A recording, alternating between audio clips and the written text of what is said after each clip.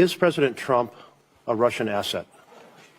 Absolutely not, Senator. He's the President of the United States, duly elected by the American people. Well, the reason I ask is many people back home have been asking me this question.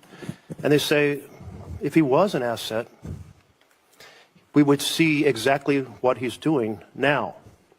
For example, he proceeded to forward or express from the Oval Office propaganda that has been Russian propaganda, that Ukraine started the war, that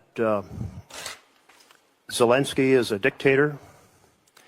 Second of all, he gave away key things on the negotiating table before the negotiations even started, ensuring the U.S. would absolutely oppose any possibility of NATO membership for Ukraine.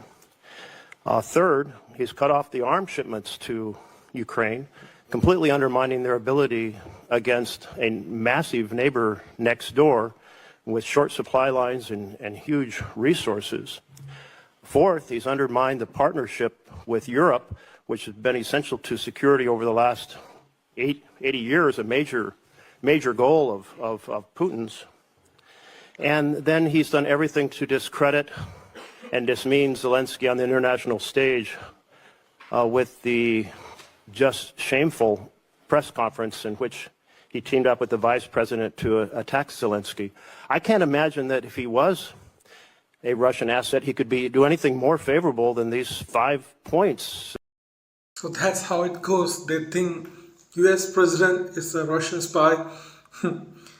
But if Russia has an ally, the foremost one would be China.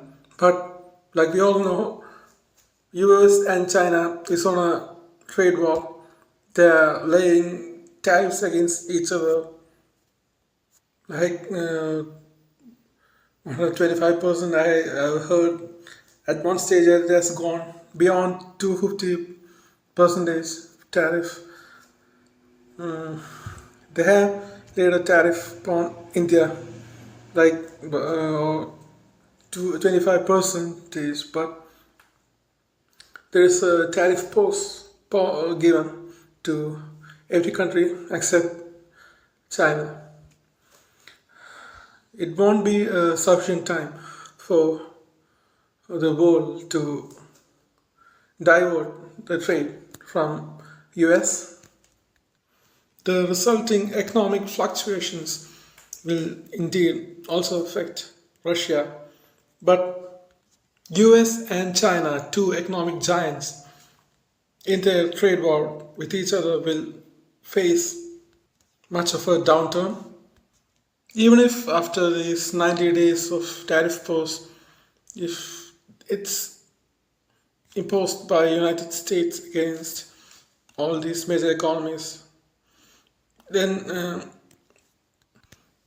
it will give much of a economic volatility, but it won't be as big as a threat to all of us because it's laid on against the rest of the world, not just one nation, except for China, of course. But the risk of the total tariffs imposed by the US will go split among all these nations.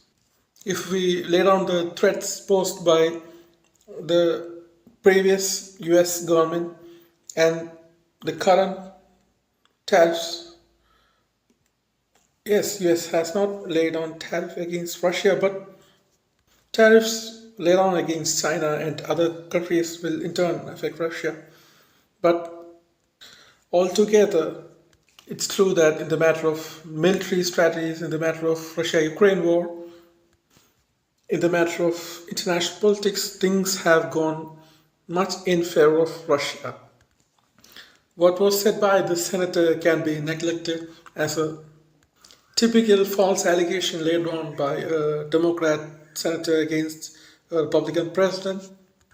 But it's not completely wrong to say that Russia, through their financial aid and through their strength in the cyberspace, they did aid Donald Trump in the last U.S. elections for him to become the president. Trump might be taking it as a peace offering given from the president of their historic enemies, Russia. But Vladimir Putin might have done this as an attack against the United States. An ace move, putting such a person in the position of president of United States that would cause such kind of instability and chaos in running the US government and turning their enemies in Europe, America, countries like Japan, South Korea, Israel, in Asia against each other. China is now building closer ties with India, but I think it's a mistake for India to put behind China's encroachment into our land, the undeclared maritime blockades, their aid in Pakistan's terrorism, their support of terrorist groups in Northeast. China now needs us, so we have to use these opportunities to our interests, our borders, and our right to free movement of our goods and personals across the international waters. Once things calm down, I am quite sure China will start attacking us again, coming to choke us every time, every opportunity they get. And also, once things calm down, if all these nations again go rallying behind US, then it can be certified that this generation of our leaders across the world are the dumbest.